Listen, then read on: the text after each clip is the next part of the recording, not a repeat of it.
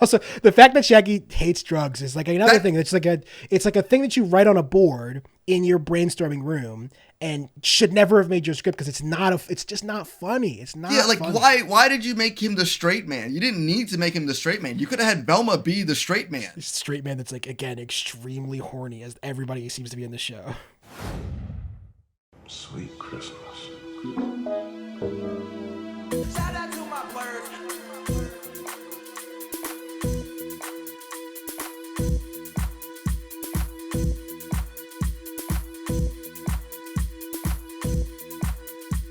Hello. This is Che. And this is Cory. And this is the Next Time On podcast, a podcast where two lifelong friends discuss all things amazing and all things fetid in popular culture. If this is your first time listening to the podcast, imagine Todd Field and Cate Blanchett teamed up to make your favorite nerd podcast instead of teaming up to make your favorite movie of 2022. Is that fair, Cory? I think that's very fair. I'm clearly Cate Blanchett, though. I mean, that's fine. I'm happy to be Todd Field. My man is on his way to maybe winning a Best Director Oscar, so I'll take it.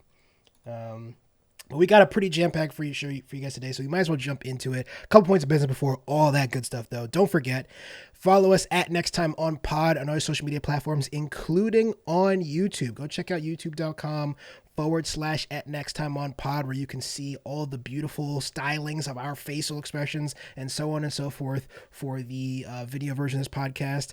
Also, we've got some video exclusives coming in 2023, so don't forget to drop a subscribe over there. If you are watching on the YouTube, scroll down a little bit, hit the like, hit the subscribe, hit the bell, hit all that good shit. It really helps us out.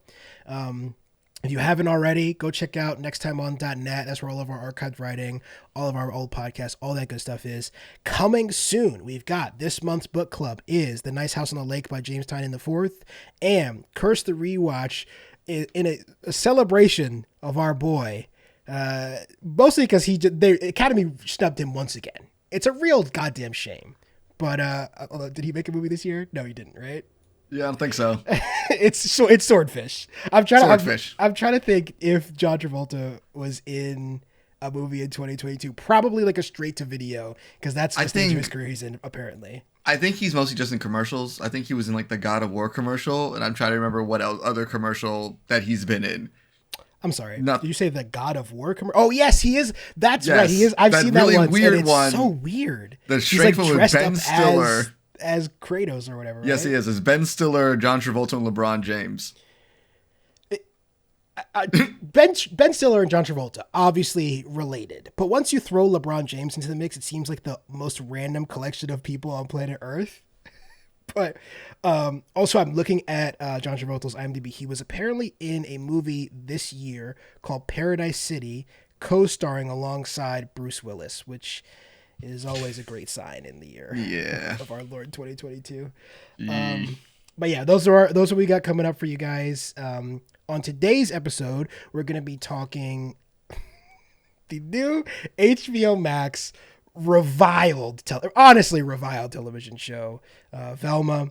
Then we'll be talking about some new comics from Dark Horse and Image, and closing out with covering the surprises and snubs from the 95th Academy Award nominations, which dropped today. So, like I said, we got a good one for you. But as always, let's jump into it. Cory, you want to give your elevator pitch? Yeah, I forgot that we were talking about Velma. Sorry. How did you forget? We were just talking about it. Like, I know. It's weird. My brain just keeps like trying to forget. All right. I'm going to put a minute on the clock. Let's do it. Whenever you're ready, go. Okay, so my elevator pitch is a movie that I'm hoping is still in theaters. Surprisingly, a movie in January did not suck, and I'm talking about the horror comedy Megan. If you've seen the commercials, I feel like you kind of have an idea about what this movie is, and even then, it's a very strange movie, where I have never been more disturbed / laughing my ass off for most of it. It's like, I was trying to think right now, I'm like, is there a lot I really need to pitch you on? If you want to see a creepy, terrifying doll that everyone keeps saying is cute, even though it is the scariest shit of all time, viciously and methodically kill people, and I don't know if it's haunting or protecting a small child, but please watch. And the musical numbers in this movie come out of nowhere and they're always amazing. No, I don't know why she's dancing in that scene. I'm sorry. You said musical numbers? There's You got to see it numbers in Megan? You got to see it to believe it, my friend. Well, I got to see Avatar first since it got nominated for 1 billion Oscars. So I basically have to see it now. I can't. I think that's fair. And if it's Megan 2 is not called Megan's with the 2 in it, I'm going to be very disappointed with Hollywood. More so than I always am. It was pretty successful at the box office. We probably will see. It has been announced getting a sequel. Oh, it's already announced. It's already announced, yeah. Yeah, no, they were very quickly like, oh, this was cheap and we can make more of it. Yeah, I mean, that, like I said, I think as we go through the years, movies will become more and more either horror movies or blockbusters and nothing in between, which is a little sad for me, but so be it.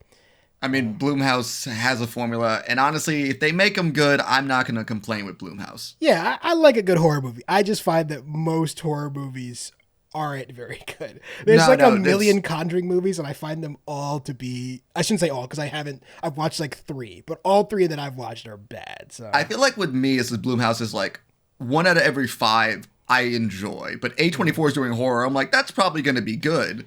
It's a much different vibe. Like A24 Yes. probably would never make Megan, but they made Men, one of my favorite movies from last year. I So think they just have a different approach to it. At least to me, Blumhouse is like, we're still making B movies, and we're very well aware of that. Yeah. And I accept them for that because they know who they are. Which I think is, I mean, they obviously serve a demographic that is very interested in those films. It's just not my thing, but I will probably end up seeing Megan because, as Cory said, it is the dregs of dumpuary and like almost everything in the movie theater and even at home in your TV screen is pretty bad. Cory has berated me for this, but I was so desperate I went to the movie theater to go see House Party. Yeah, I just that really just kind of broke my brain a bit, my friend. To be fair, I didn't expect it to be good. I didn't expect it to be good. It wasn't. It was worse than I thought it was going to be, I will say. I'm not spoiling it. It will not be my elevator pitch in a few seconds, don't worry.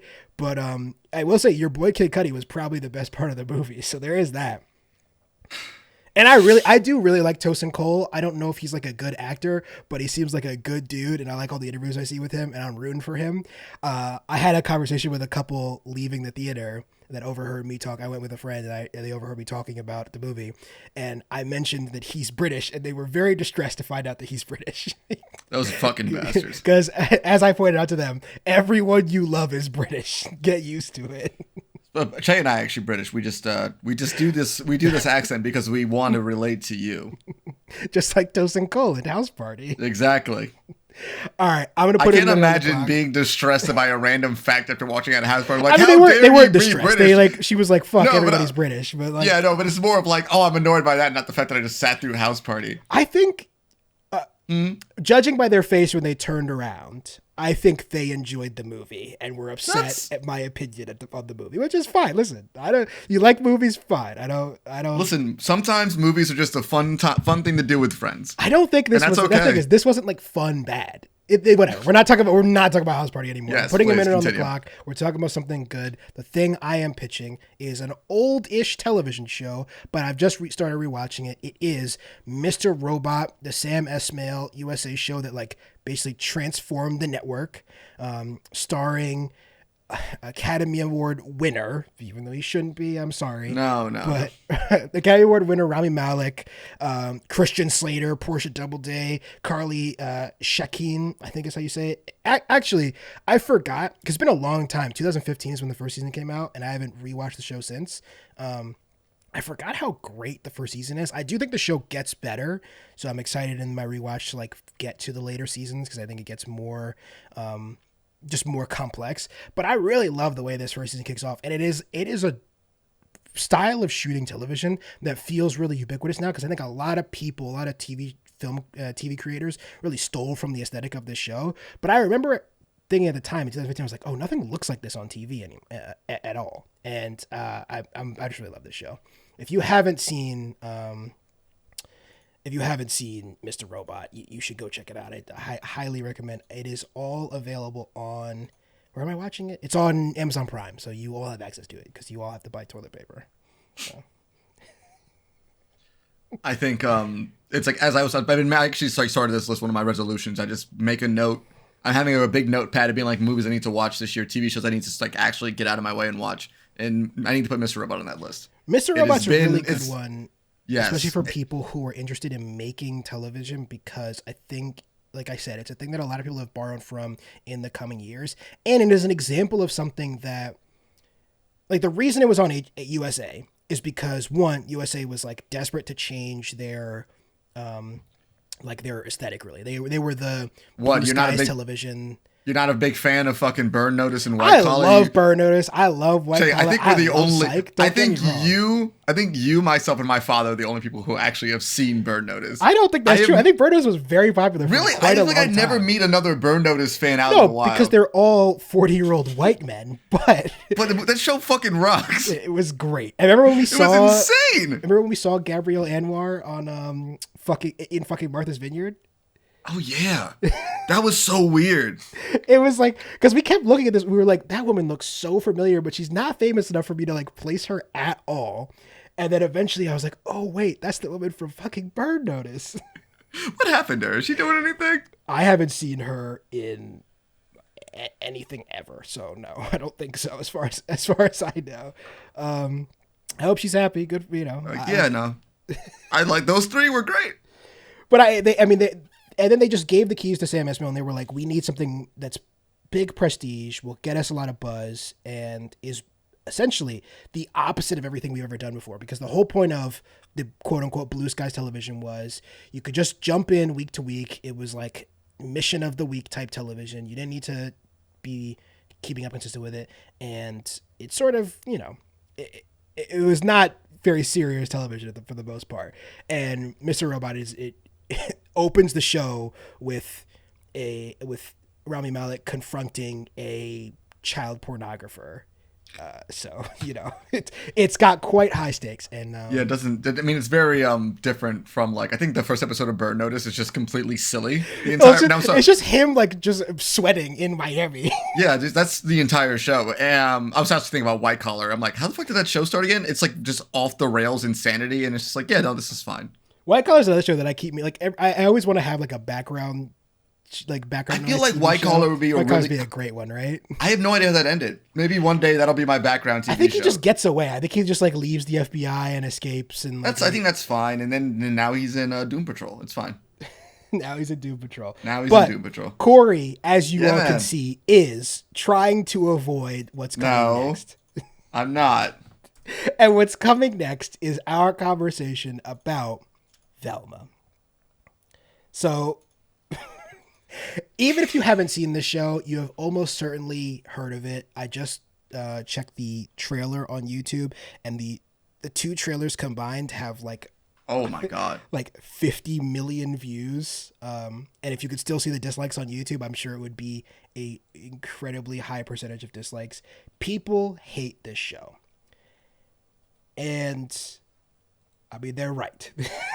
This is not good television.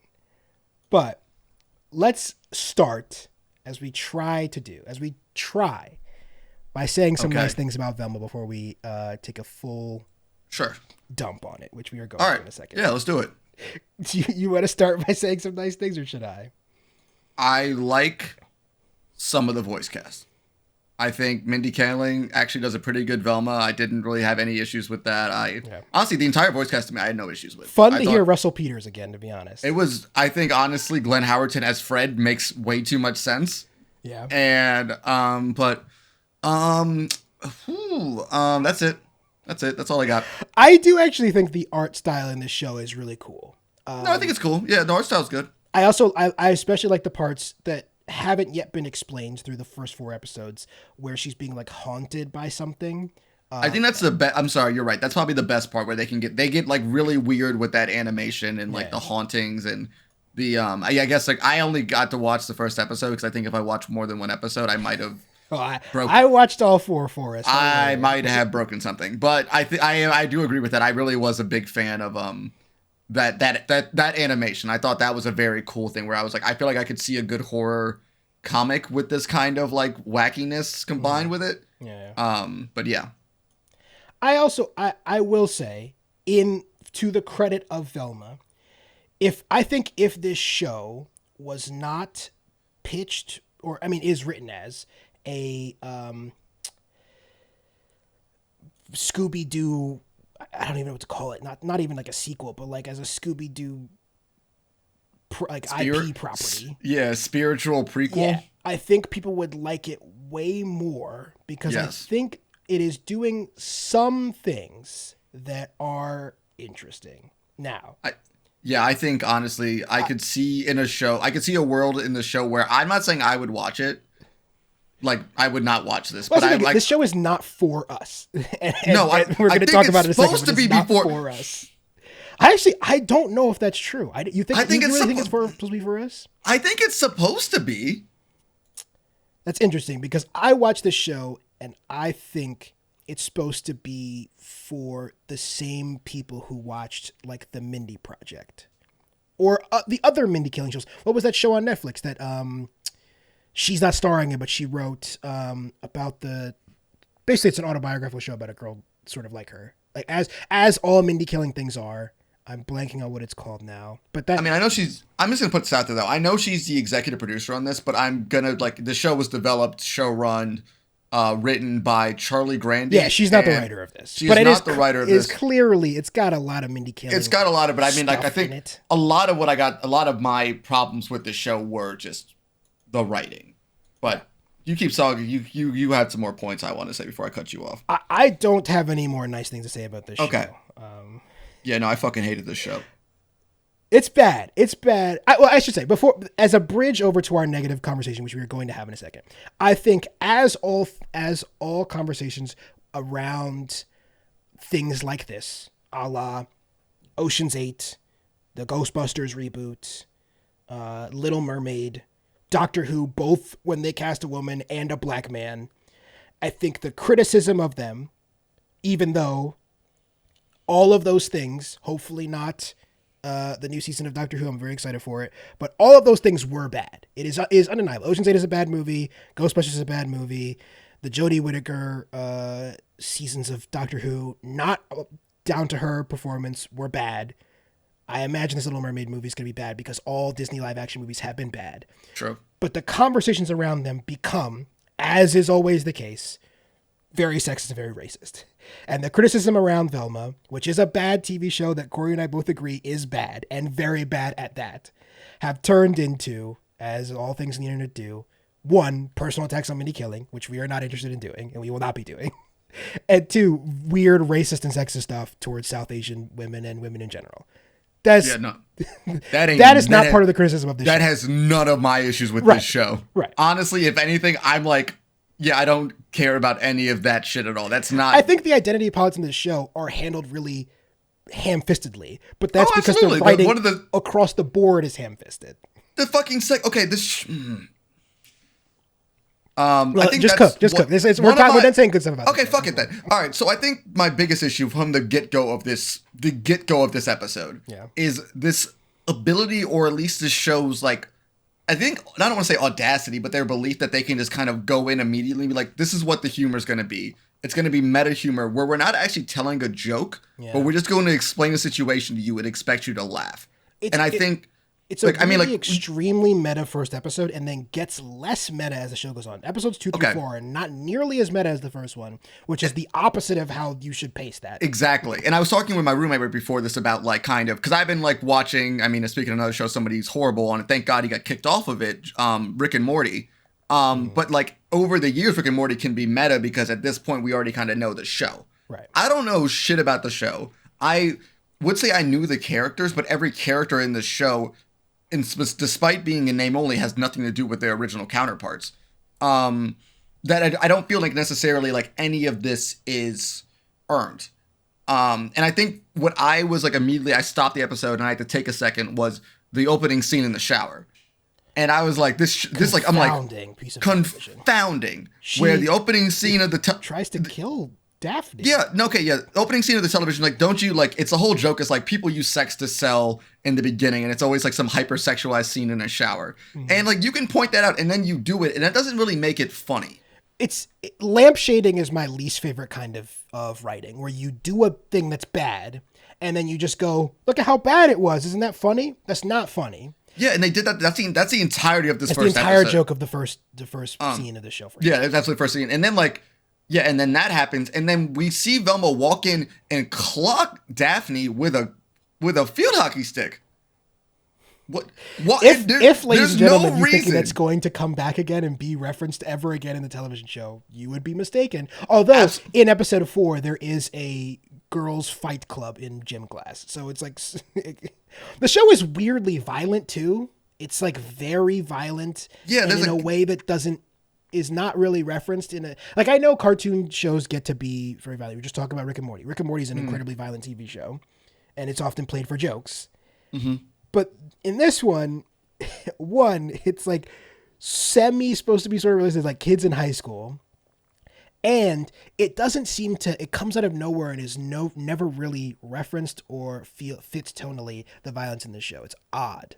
Yeah, I think especially in that first episode where the guy's like foot gets cut off, and it's just like, that's a thing that happened, and like no one really references it, and it's just like, that what happened here? Like this is pretty like, are we gonna come back to this like at all, or are we gonna reference this? It's just kind of a random thing that just happens. Yeah.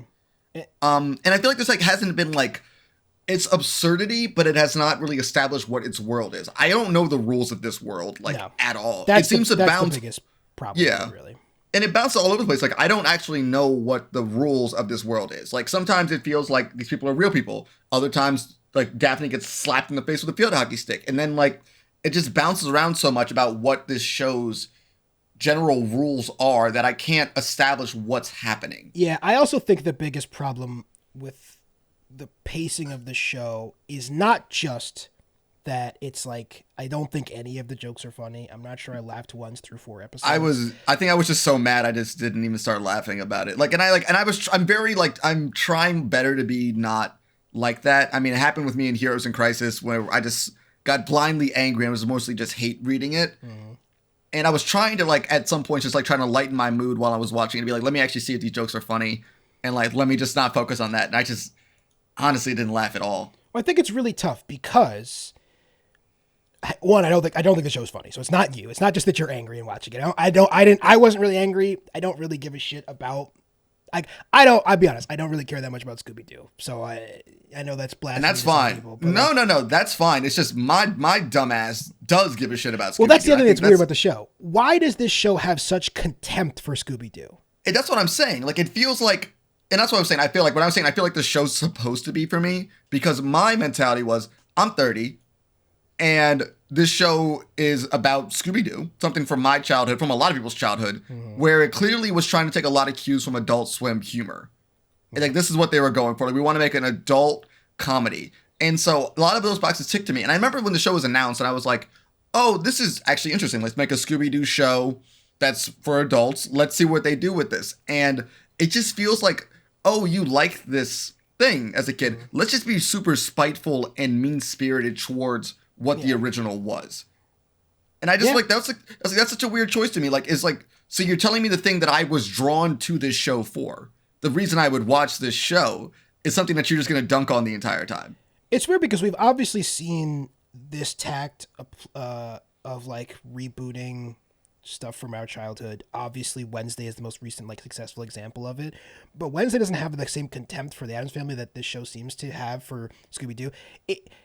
All you need to know really is like, not only do all the original Scooby-Doo characters almost like intentional opposition commentaries on their original show counterparts. Like, Fred is like the dumb jock, but in a way that feels like a insult to Fred. Yeah. Which is, I guess, fine, because even in like the Scooby-Doo movies, Fred's like an idiot. People like, yeah, and it's like, okay, like, I mean, even like the modern adaptions of Scooby-Doo, where like, I will say the Scooby-Doo Mystery Incorporated, if you actually want to watch a good Scooby-Doo cartoon that's actually like written kind of for adults, it's that. But even in that cartoon, it's very much like Fred's the dumb jock, and that's like the joke, and it's like funny, but it's just like, we still like, it feels spiteful, and I think that's such a weird. Well, there's no mysteries. There's no fucking mysteries in Velma. There is an overarching mystery of where her mother is, but like, they're not solving mysteries in this show.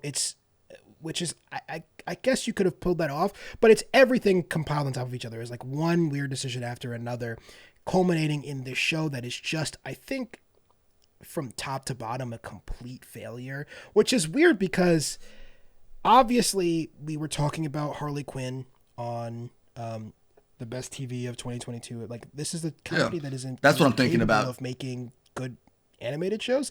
I will say, you brought up Justin Roiland, piece of human garbage. I think honestly though, Harley Quinn is a much more better example than Rick and Morty. I was trying to think of what show it was. I think this is what they wanted. Because that's also from building from IP, right? So it's yes, but I think that's what they wanted to do. I think they wanted to do Harley Quinn for Scooby Doo, and this is. Never watched an episode of Harley Quinn. That's what I'm fucking saying, man. But to my original point, sort of like how I think the commentary on this show has gone overboard. You guys know, listeners of this podcast will know, I'm like not the animated TV guy. I'm not super into animated television for the most part. And I do think I watched Velma, and I think this show is like equally as bad as a lot of stuff I've watched. I think this show is about as bad as Solar Opposites is. And Solar Opposites has great reviews and has been renewed for like 1,000 seasons at Hulu. But I've never watched Solar Opposites. Because it's funny. I mean, like even like early Rick and Morty, I never was a big fan of just, like straight Justin Roiland. Dan Harmon is like definitely the thing that kind of kept that show. I think Justin Roiland is inarguably a good voice actor and probably really based on Solar Opposites, he has much more control over the creativity of it. Is a much worse writer than Dan Harmon. Yeah, absolutely. Yeah. I mean, if anything, proven that he wasn't a writer on this most recent season of Rick and Morty, which is probably, in my opinion, the best written season they've had in many years. Yeah. I don't really get who, like, we try to figure out who the show is for. I don't really get how this show got made the way that it did.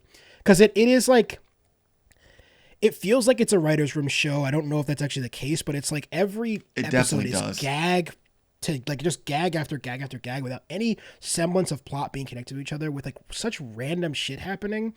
The first episode we were just talking about, like the fucking shower scene, it just like stops and then is never referenced again. It has nothing to do with the plot of the show going forward. No, it doesn't. I think the show is suffering from a pretty honestly easy fix, which is just like not good writing. As you said, I think the voice acting is pretty good. They obviously have their hands on a solid IP. I have no problem with them like changing the race and of everything of all these like Scooby-Doo characters. I think that's such a low priority. Yeah. If people got hung up on that thing, like, you are not paying attention. That's not what I have an issue. Like, that's not what's wrong with this show. There is no reason this show could not become good. I obviously don't think there is not a long history of shows being this bad and then suddenly becoming good TV shows, especially because at this point, I think Mindy Kaling has pretty locked in. It's not her. It shouldn't be saying it. Mindy Kaling and Charlie Grandy, who are the creators of the show, really. We need to mention his name. We need to make sure we mention his name. I do think. I mean, obviously he is credited as the creator of the show, but it's hard to distance her from it because not only does it feel like all of the stuff she's ever made, and she's an executive producer and the star of it, but a lot of the talent, like the person who wrote episode 2, Akshara Sekar, is essentially her only credit as a writer is on Never Have I Ever, the Mindy Kaling show I couldn't remember on Netflix, but she's clearly somebody that Mindy Kaling has pushed on this show. This show feels like it was written without a story in mind. Yes, that's obviously the case. And I think I was going to brief forward. I don't know if I got this point in before my computer fucked me, but the thing that like I remember in one of the first scenes, the first joke about like the shower scene, and they were like, people shouldn't be worried about things like that. It shouldn't story be the focus of these types of things, and shouldn't that actually be the draw? And you assholes for trying to lampshade that joke in and then not actually tell a story. Yeah. That's not how you do a mystery. A mystery isn't just showing 2 dead bodies and being like, oh, what the fuck happened? You're supposed to give us clues or some types of hints to make us understand. We don't know why these people died. You get one like camera hint. What else? There's nothing else there. That's not a fucking mystery. Well, it's not a mystery. You talk about how and your main character physically cannot solve mysteries. What the absolute fuck of an idea is that? That's just stupid. Well, it sounds like that's the sort of thing that somebody pitches in a brainstorm. If somebody's like, "Oh, we want to distance ourselves from Scooby-Doo. What if Velma doesn't solve mysteries?" And they just wrote it down on the board and didn't ever reconsider why that's a bad idea. But you talk about how like the show is really hypocritical, where we have them pointing out a bunch of stuff in the opening monologue the opening scene of the first episode that they then end up doing. So you haven't watched 2 through to 4, I have, they get way hornier. The show is way hornier than even the shower scene. It's like the 4th episode of the show. The plot is somebody's coming to kill all the hot girls, and Mindy Kaling tells on herself, as she always does, in that she thinks that unattractive women are more valuable than attractive women. And there's just like a whole plot about how all the hot girls need to become unhot so they don't get murdered. It's fucking weird. And as the biggest crime of the show is that it's not funny. No part of the show is funny. I should say I did laugh once, and that was at the Rachel Brosnahan joke in the first episode, because it is really funny that there's a bunch of people who definitely watched the first episode of Marvelous Mrs. Maisel, saw Rachel Brosnahan's tits, were like, I need to keep watching this show, and then you never see them again. I mean, that's kind of the first season of Game of Thrones too. Yeah, but the reason they did it in Marvelous Mrs. Maisel is because that was back when, this is like a little inside baseball thing that most people don't really care about, but that was back when they were doing the Amazon pilot season, where viewers literally voted on shows they wanted to see more of. That's the old Cartoon Network technique. Yeah. So they were like, how can we get people to vote for Marvelous Mrs. Maisel, which is an excellent pilot episode.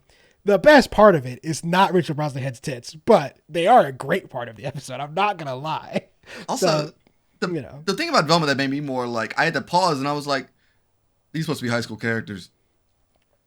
Yeah. I don't even, like, why even bother? Why? I guess because the only format. No, why don't you put them in college? Put them in community college. Who gives a fuck? You don't give a shit about the fucking rules. Just put them in community college. That is true. Yeah. Make it less weird. I do think there is a part of it where it's like, that's the joke. Like, the joke is that it's a high school trope. But that joke's not funny anymore. Yes. Like, that joke was funny about, like, in the 2000s when, like, Scream was a fucking thing, like, consistently, and everyone was like, oh, this is where everything... We don't really make shit like this anymore. We made shit like this, but this isn't what we make nowadays. I feel the same way about the violence in the show, which is, like, it must be a referential joke to something. It must be a reference to something. And I just can't figure out what the fuck it's a reference to. I'm like, okay, it's violent and nobody comments on it and it's like played for laughs, but what's the point? I don't know. It hasn't been revealed to me yet. Maybe I'm too stupid to get it, but I don't think that's the case. I don't think that's the case, my friend. We've gone long on Velma, as we always do. Do you have anything else to say about this show? Yeah, okay, I'm going to say this. Yeah. As someone who is I think I probably even talked about this. Like, I like Scooby-Doo a lot. That's way too much as a fucking adult.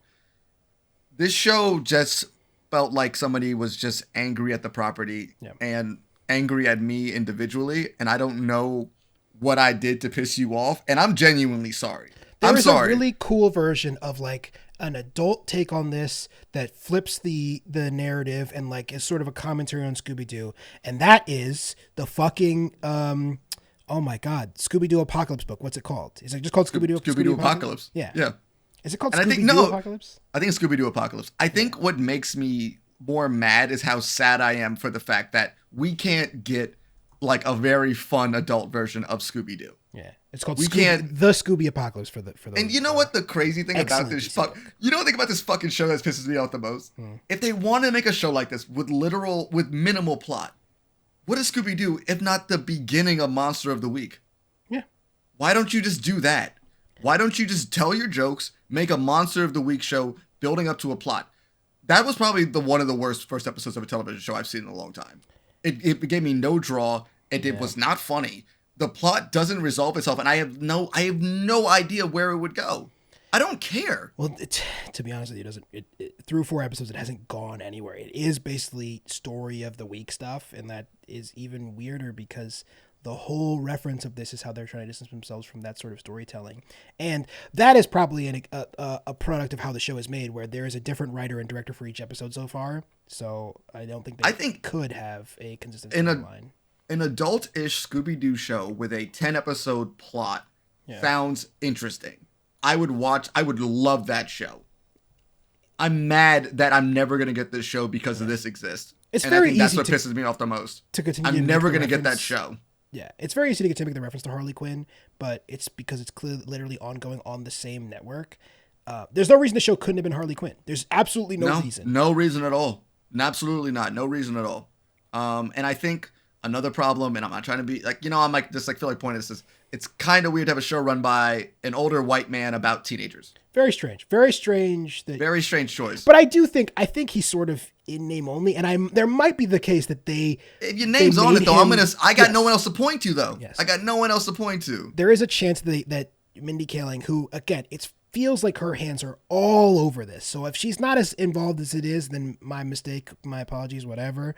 But it feels like her hands are all over this, and she just had to put a white guy up front so that she could skirt some of the blowback that she knew she would get by turning, Daphne Asian and Velma South Asian and Shaggy, whose name is Neville now. What's his name now? Norval. Well, his name was always Norval, but Shaggy was really? his nickname. Oh, okay. Yeah, his name was always Norval, but like Shaggy's his nickname. But why is his dad Shaggy? It's so weird. Have you? Oh, maybe his dad's not in the first episode. I'm not. He's on the first episode. When you see his dad is Shaggy. It looks exactly like Shaggy. Just like Also, the fact that Shaggy hates drugs is like another thing. It's like a thing that you write on a board in your brainstorming room and should never have made your script because it's just not funny. It's not. Yeah, like funny. why did you make him the straight man? You didn't need to make him the straight man. You could have had Velma be the straight man. Straight man that's like again extremely horny as everybody seems to be. Everyone's horny. Like it's like I'm always like why is like I think that's what I got. Like I think that was my breaking point where he's like I don't like drugs and I'm like. I know exactly the joke you're leading into where he becomes a pothead at some point in the show, but I'm like, I think they're not good. I think they are pretty. That's not funny though. Like just. Well, I guess they did say this is the origin story, so it's gonna be. They were eventually supposedly gonna get to something that was Scooby Doo. Like they're gonna get a dog and solve mysteries, but I don't know, man. What, this fucking bad. How/when? How/when? I ain't got a problem with Daphne though. I think they're pretty spot on with Daphne though. It's like I think Velma and Daphne are the two that I feel like could actually be transferred into like another adult version of Scooby Doo. But I think fuck. This is only me from seeing the first episode. Che, does it get better? No. No. Okay. But it also, I will say, it doesn't get worse. It just gets different bad. It's just I'm cool. The other episodes are equally as dumb and poorly written, and yeah. I'm good then. I'm good. I watched these 4 episodes for the podcast, and I will never. Man, good for you. Show. I will never. Yeah, no, I think I would have. I think I texted you. I'm mad at you immediately, and it's not. We had to do it though. We had to do it for the content. We had to do it, but like the content is all that matters to us. We are whores for the content. We are whores for the content. It's still that like this one was a special type of hurt. I don't know what it is about it. I think it was just a special type of like just I don't know, spitefulness. I again want to point to, like, I think this will teach executives the wrong lesson that Agreed.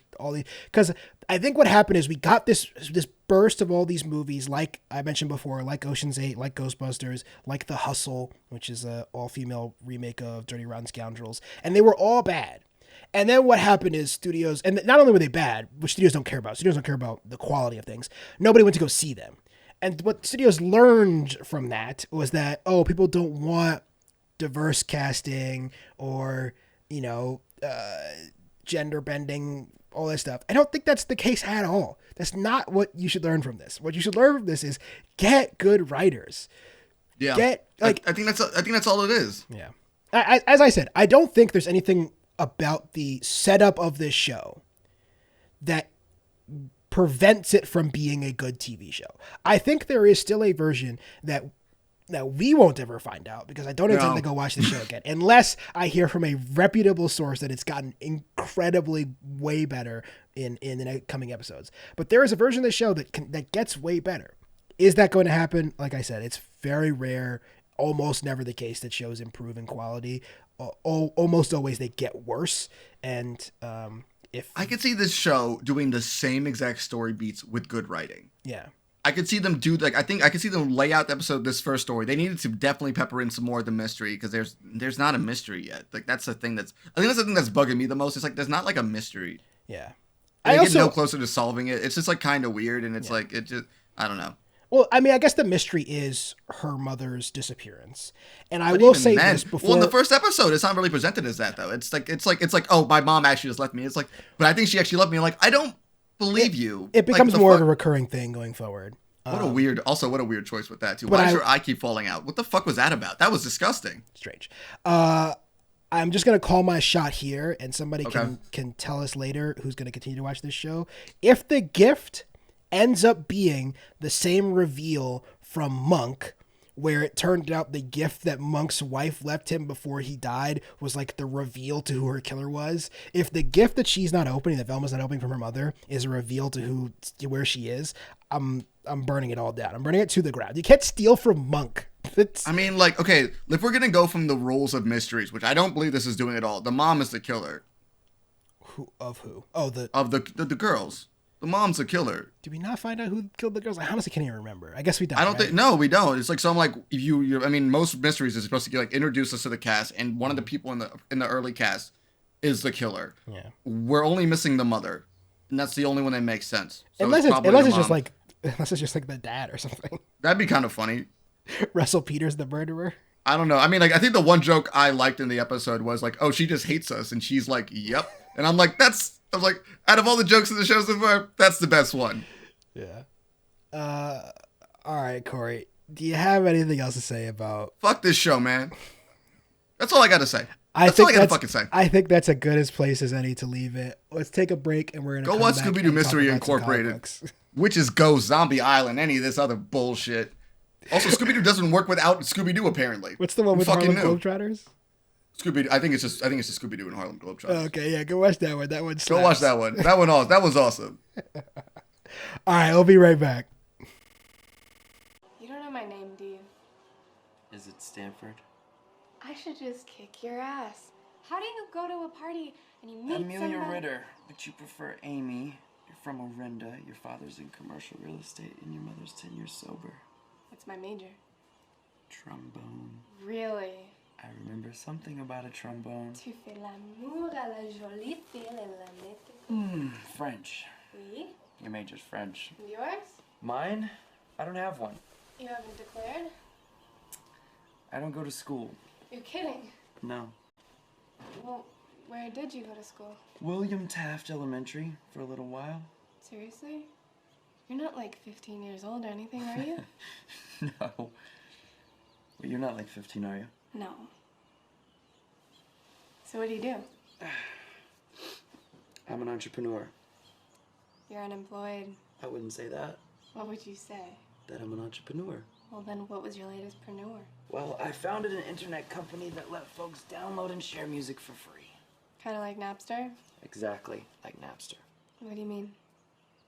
I founded Napster. Sean Parker founded Napster. Nice to meet you. You're Sean Parker? Aha! You see, the shoe's on the other, Foot? table, which is turned. I just slept with Sean Parker. You just slipped on Sean Parker. And we're back. What's up? All right. From that true disaster, we Fucking move hurt on. my hand, guys, in the break. We move on to some excellent spy books. First up, we have Matt Kindt and his, I want to say wife, Charlene Kindt, doing the colors on this.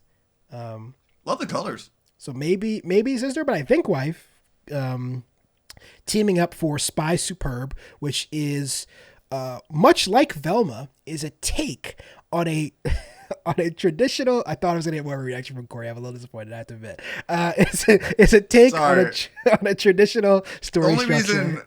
Only reason I did not react to it is because I was looking at Matt Kindt's Wikipedia page and I forgot that he has the greatest portrait in all of. Oh yeah, he looks like a fucking. Is there like possible, Che? Can you pull it up for the YouTube lumberjack? audience? Yeah, It is the funniest picture. Every time I just get like a little bit lost in it because of how weird it is. You talk about Spy Superb. I'm gonna pull up Matt Kindt's incredible photo. And I think as Che was hinting at, it's like a very much of like a kind of a throwback / homage to like that whole weird spy thriller that we've seen throughout the years, but in the most insane way possible. Yeah. So Spy Superb is about what if the government like genetically engineered and made the perfect spy, but on its first mission he blows up by accident from a stupid. I think it's invention. incredible because you're like, oh, this is gonna be like a pretty traditional spy book.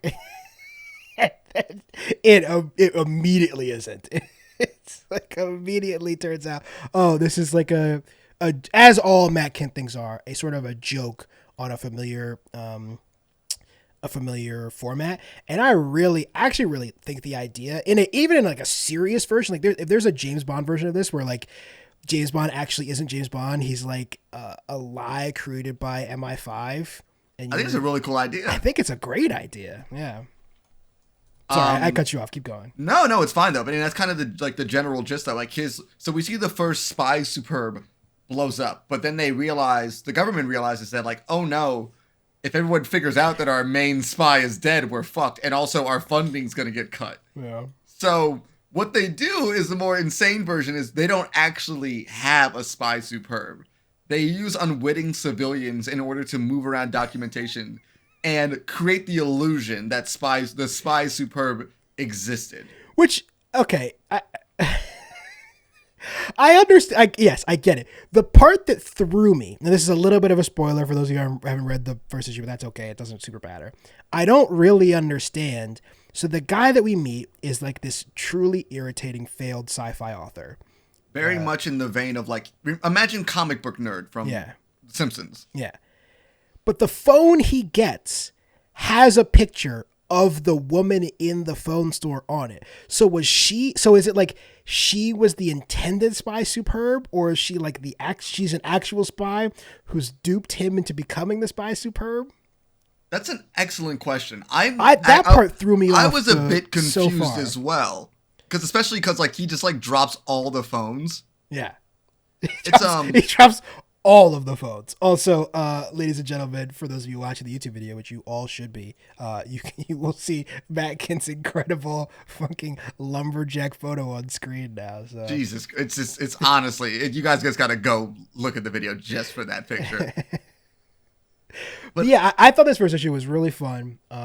I loved the reveal, obviously, when you find out that Spy Superb is not a real, because I did think I was reading this, I was like, oh, it's gonna be like a James Bond thing where like there's like Spy Superb is being passed throughout. There's just a guy who is actually Spy Superb throughout time, but that's not what it is. No, it's not the case at all. No, it's a bunch of random people just passing along information without their actual knowledge. Just basic, like it's very funny, but it's very strange. But the issue opens up actually with the Spy Superb body being found. Yeah. But we all know that there actually isn't one. So what actually happened is one of the civilians got caught up in the crossfire of this. And so the agency must now fake the fact that they have to fake that there actually is still a Spy Superb. Yeah. And unless like now the rest of the world will know that there isn't a spy, and also their funding will get cut. Yeah. In the first issue, the conflict is they need to get somebody to this phone store to pick up the phone. Otherwise, the Russians and the Chinese will catch on to the fact that there is no actual Spy Superb.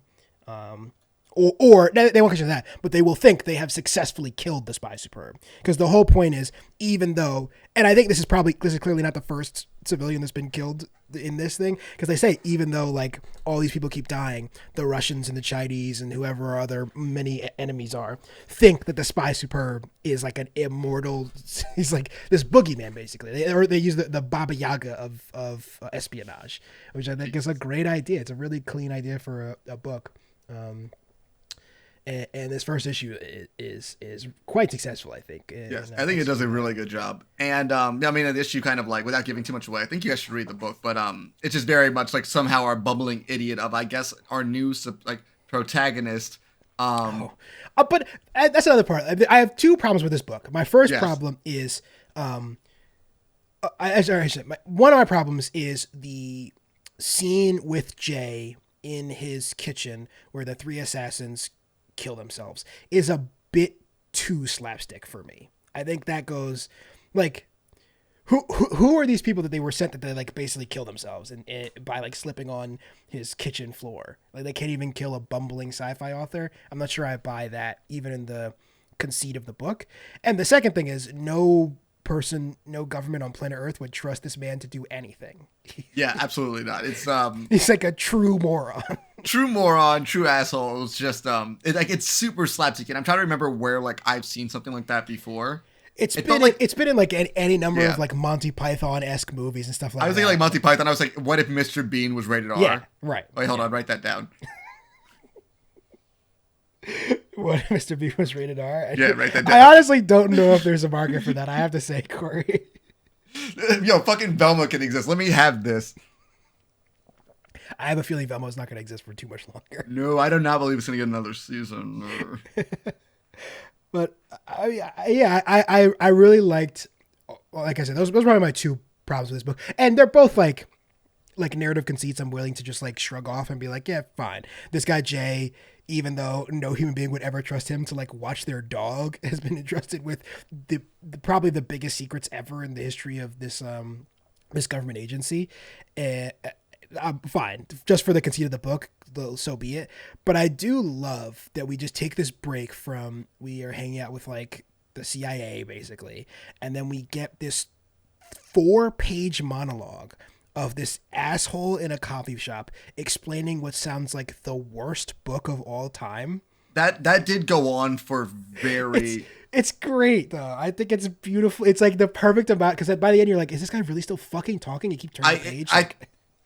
I think it's like so well done at the scene. I'm like, oh my god, I don't want to even read another like. No, line you'd want to from this. slap him in the face. It's like that guy's like, everyone has to have friends, and I'm like, not really. Like, no, I'm good.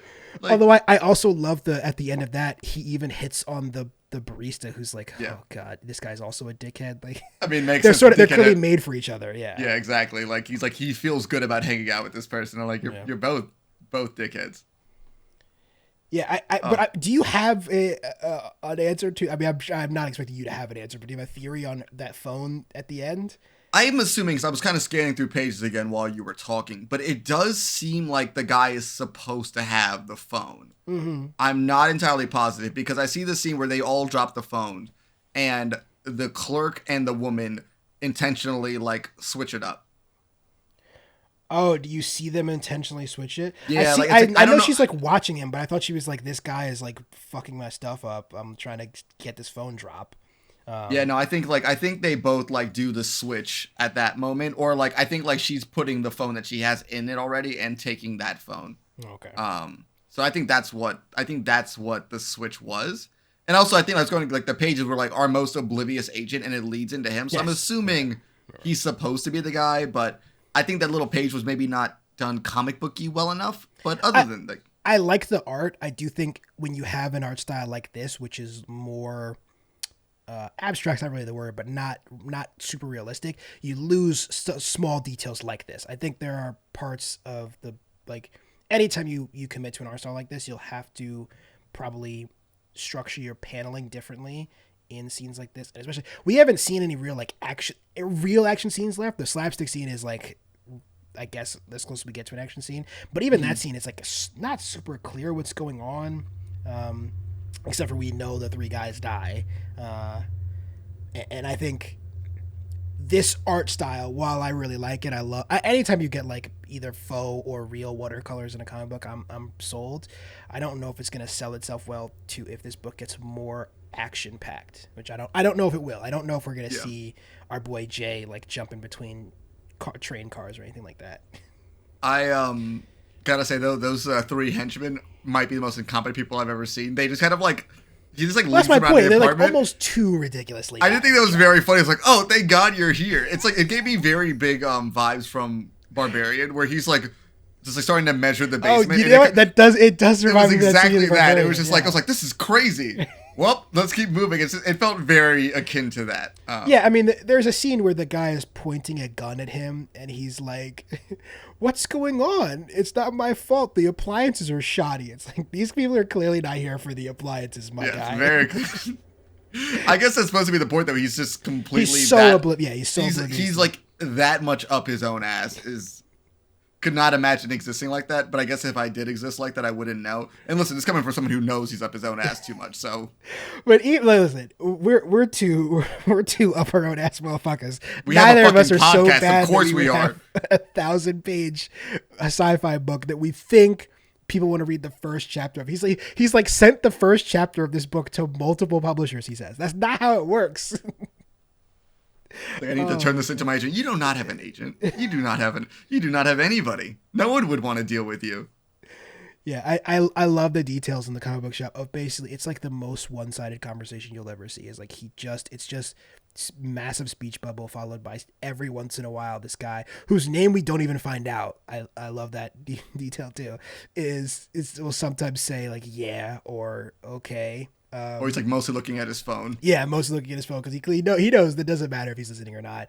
I also love the detail that our guy Jay is like, wow, I'm mimicking myself off of Proust, and then his friend asks, "You've read Proust?" And he says, "No." It's like, what the fuck is wrong with you, man? I'm really enjoying this first issue. Yeah. I'm excited to see. And Matt Kindt's another one who's just like sort of everything he's ever written. I'm big into. Like he's awesome. I mean, like I was saying, how much I was enjoying. I think it's not done yet, but the Berserker comic that he did with Keanu Reeves is actually really fucking solid too. So soon, I think to be. I really hope so. Series. I want to watch the shit out of that show. It got picked up like almost immediately. I just don't know when it's coming. Yeah, me neither. It went batshit insane like in the third issue, and I'm like, this is what I would like out of this. Thank you very much. Oh, sorry, Netflix movie adaptation, not series. Gotcha. I think I can get away with a movie. It doesn't seem like it needs to be a full series. No, I just thought it was. I just hope it's not as gross as the Old Guard. That movie still is very gross. I still sort of rock with the Old Guard, man. I think it's just a little bit the bones cracking. I didn't need it. I don't know. I'm like fully desensitized to any of that shit. Like it doesn't. I don't know why that got me so badly. Yeah. Also, I do like how that movie spoiled the comic that hadn't even come out yet. Yeah. Well, they basically I was like, oh, they published a new like 5-issue run of the Old Guard, and I was like, this was in the movie, wasn't it? Yeah. After reading it, yeah, it's I'm excited for the second one coming out this year. Me too. I'm excited for the second. I mean, I'm definitely gonna watch the second one. Yeah. Whole new director, which is interesting. I think. Right? I'd be okay. I'm okay with that. The torture scene went on forever. That's what it fucking was. Sorry. The Iron. The Iron Maiden one. That gave me nightmares. That was one of the more fucked up things that I think I've ever seen. Iron Maiden is in the top 5 list of worst things human beings have ever done to each other. It's up there. It's We just left her down there. I'm like, you just left her down. I just meant like the Iron Maiden in general as like a thing through history, but the fact that she would survive the Iron Maiden for just centuries. Drowning for years. They were like, she would be crazy. I'm like, I'm gonna get out of there. I'm gonna come find your asses. Like I'm gonna come find you. To be fair, this is obviously not an Old Guard podcast, but like to be fair, they did try to find. It's not like they left her there on purpose. I don't think they were like, we looked for like a year. I'm like, no. Che, let's put something. If we're both immortal and I'm drowning, you come find me. Yeah, fair enough. Because if you don't come find me, I'm gonna fuck you up. Just get James Cameron to like scan the bottom of the ocean. He loves that shit. That's his favorite activity. That tell him I'm a fucking whale. God, he just really wants me to find blue aliens hot. It'll never work, James Cameron. I don't find those blue aliens hot. It's definitely worked for somebody, so there's that. Oh, I'm sure it has. Anything else to say about Spy Superhero before we move on? No, man. Keep it moving. All right, next up we have the first 3 issues of Image series, another spy book, very different tonally to Spy Superb, and that is The Old Dog. From Declan Shalvey, who we've talked about one of his other books right now. I'm blanking on what it was. Corey, do you remember? I hate when you put me on the spot I'll just look it up myself. I'm doing it now. He's the one of the co-creators of Time Before Time, one of my favorite books. Yes, we were just talking about. We talked about the book a couple episodes ago. So good. Yeah. This is quite different from Time Before Time, except for they both have elements of time. This one does not time travel, but it's time fuckery in this one. Yeah, it is some time fuckery and definitely some age fuckery things. And I sort of love, even 3 issues in. Still confused by it a little bit, though. Yeah, but I love that they're just not, but they haven't explained it yet. And it's clearly not what the point of this book is so far. We've got a lot of balls up in the air with this story. One being, of course, what's going on with the seemingly regenerative, also de-aging aspect of our main character, his relationship to his daughter, and his time before that, and then obviously the main this guy's tracking down the evil people, the evil spy people that he came across in the first issue. So there's a lot going on, and so far these first 3 issues have been mostly character introduction and character development, and I'm okay. I'm perfectly happy, especially when there's a sci-fi book or a fantasy book that will just sort of let you dive headfirst. If you have good characters, good writing, I'm perfectly happy to just sit back and trust you that you'll explain the shit to me eventually.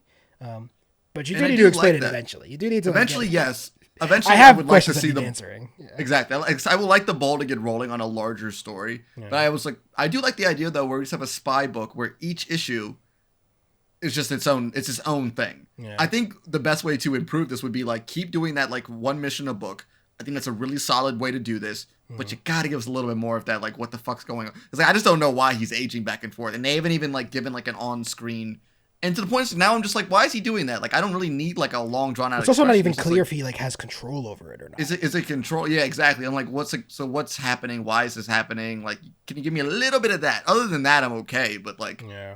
Besides that, like, it's just, I think it's one of those things where now it feels like an elephant in the room where I'm like, just tell me what's happening. Well, I kind of like that it's not, despite the fact that obviously it's like the reader's biggest question, like what's going on, it's actually not that big of a part of the book itself. No, and I get that. I'm just like, I kind of want, because I just keep thinking, I'm like, what the fuck's going on with his age? Yes. Like, that's my problem. I'm just like distracted by it occasionally. Like, he's young again? Is he actually young again? Or is this like an illusion? Like what's going on? Especially that scene where he visits his old handler in Russia before she's killed, and he like de-ages as he's walking through the shadows, and I was thinking, is that on purpose? Was that by accident? Is it like supposed to be symbolic, but he seems to actually be younger, and it's like, what's going on? We also know not just de-aging, but he has regenerative powers, because there's that scene where he gets shot in the face. Yeah. And also, by the way, it's such a weird, like, I know it's a story, but why would they put his daughter with him? As like that's like, it's a story. I know it's just a story, but basically a movie conceit. Like, we need a father-daughter plot. Yes, of course. In no universe would you ever be allowed to go. Although maybe the explanation is just like nobody is. You could trust nobody else with the secret besides somebody who has like a stake in it. Like that's fair. It has to be his family, because otherwise this is too big a secret to keep. That's fair. I mean, it's my that's okay. That's fair. That's fair. And I mean, and that honestly, that is the part of this book that I'm most interested in, because we get, especially in this 3rd issue, we get more hints that he obviously, I don't think there's a lot of super spies out there that were also great parents, but he's like abandoned her, and they have a pretty. What's the word? They have a pretty bad relationship. Antagonistic. There you go. That's what I was looking for. Antagonistic relationship with each other. I was gonna say animistic relationship, but I got half of the word. Like, that's not a word. That's not a word. Animeistic. Animeistic. I also love. I mean, say we talked about this in Time Before Time. How I think Shalvey has like a real great sense of paneling for action scenes. I think it's one of my biggest pet peeves, and also things that I most admire in a comic book. When you execute comic book action well, it's very hard to do, and this book does it really well. I love that scene where we're cutting back and forth between his daughter and him in the 3rd issue, and I think it's very really cool. Effective pacing of that scene, and has a really like sort of heart-wrenching moment with the woman he clearly had a relationship with, who was also the Russian spy. So I think the 3rd issue is definitely the strongest. Yeah. I think it's getting better for sure. It's definitely. I think each issue was a little bit better than the last one, and I think like I become immediately invested in this main character. He's very interesting. I want to know more about him and his daughter. He's like sort of the opposite of Jay, in that I want to know more about him, and I like spending time with him on page. And every time Jay's on page in Spies Superb, I'm like, fuck this guy, get him off. Like that's part of like, it's a very weird thing with Spies Superb where I'm like, I hate this guy so much, but I'm like, I want to read issue 2. Yeah, and it's like that's good writing, but I'm just like, oh, this guy. There's a parallel with another book we're not going to talk about, just time constraints on this, but we read another book, Immortal Sergeant, that had the same thing where it's just like a main character that just sucks super hard. you're like, do I really want to spend time with this guy? But the book's really, really well. So we're gonna get around to Immortal Sergeant. If you guys want to pick up a good first issue, yes, but we just wanted to give it some more time to breathe as a story before we jumped into it. But yeah, think those are just, like, honestly 3 great comics. We can't talk about Immortal Sergeant more, but I'm really enjoying Old. And I'm really enjoying Old. Cannot wait to read Spy Superb issue 2. But yeah. I will. One of my favorite parts of this first issue before we close out, or these first couple issues, is in the first book. I think it's a really clever way. It's on page 16 for those of you that are reading along, or if you're watching along, it's on your screen in like a couple seconds when I finally get there. But I love the scene where we're getting whatever happens to him that we still don't know, where he experiences that like sort of time radiation thing, and the way they express the time dilation is you get the speech bubble on one panel and then the text on another panel. So you're getting like he's saying it, but then the words aren't even getting there until like in the future or something, or like it's not super clear exactly what's happening, but it's obviously supposed to suggest that like something weird time wise is happening. I thought that was really well done and effective, and I also love the colors on that page, the green and the splashes of red with the blood. Just I think the art in this book is super super sick. So. But yeah, I just wanted to point that out. It's one of my favorite things I read in this book. Was that yeah, no, I'm really digging his art. It's like I'm always kind of like curious to see like writer artists who do both, especially because I think I've read a lot by him, but he does a really good job. Love it. I've always loved his art though. His art's great. Agreed. We did one of the James Bond comics, and I love. You guys haven't read almost all of his stuff seems to be spy stuff. I think he really is big into espionage books, and spy stuff is hard to draw because I think martial arts is a very hard thing to do consistently well in comics. And if you do it good, it's great. But like intricate fighting is very difficult to pull off. But I think when you do it good, you do it really good. Agreed. And I think Kindt is clearly drawn to that sort of like spy and military action, that sort of stuff. I mean, obviously we talked about Berserker, one of my favorite books from last year. Apache Delivery Service is sort of the same thing. That's like spy or espionage storyline in Vietnam. Obviously there was like a Fear Case and what's Fear Case a spinoff of, Corey? I'm blanking. Oh fuck. Oh, I don't remember, man. That was that great spy book that damn it, Che. My memory is failing me once again. Oh my god. Bang? Yes, Bang. Yeah. Which got like 2 great issues and then immediately got interrupted by the pandemic. But I really like a lot of his stuff. And this is, if you're looking for some great spy books to pick up, the Spy Superb is definitely up on the list. Definitely.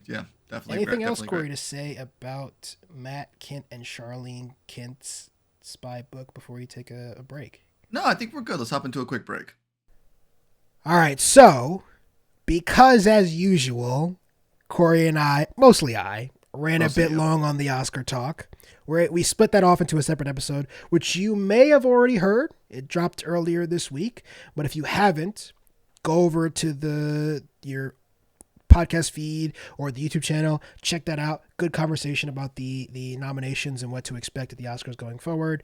But we're just gonna close this one out, let you guys go, and then we'll see you for the next episode. So a couple plugs. Don't forget, rate us 5 stars, like and subscribe to the YouTube channel if you've been over there already. I've said this like 6 times tonight, so I'm sort of like, they all sound like random sounds instead of words, but what are sentences? It's very difficult. Don't forget to follow us at Next Time On Pod on our social media platforms. And don't forget, we've got coming up this month our book club, which is The Nice House on the Lake, the full thing, both volumes by James Tynion IV. And we are also doing the Curse of the Rewatch Swordfish, which you absolutely do not need to watch. No, you don't have to, guys. But I'm actually excited. I think that excitement will be cut short, though. I have a feeling Swordfish is going to be not good. That's probably you're probably very correct. John Travolta, not in the business usually of making great movies. He's got a couple in his hand. Obviously, Pulp Fiction, a classic, but this is the man that brought us Face Off, which is. As clearly you can tell that Che and I have different definitions of good when it comes to Face Off. There's no fucking way you enjoy Face Off. Come on. I don't know. I love Face. I took his face off. So stupid. Awful piece of shit movie. All right. Anything else for the people, Corey? No, not today, guys. I've been Che. I've been Corey. We'll see you guys next time. Bye.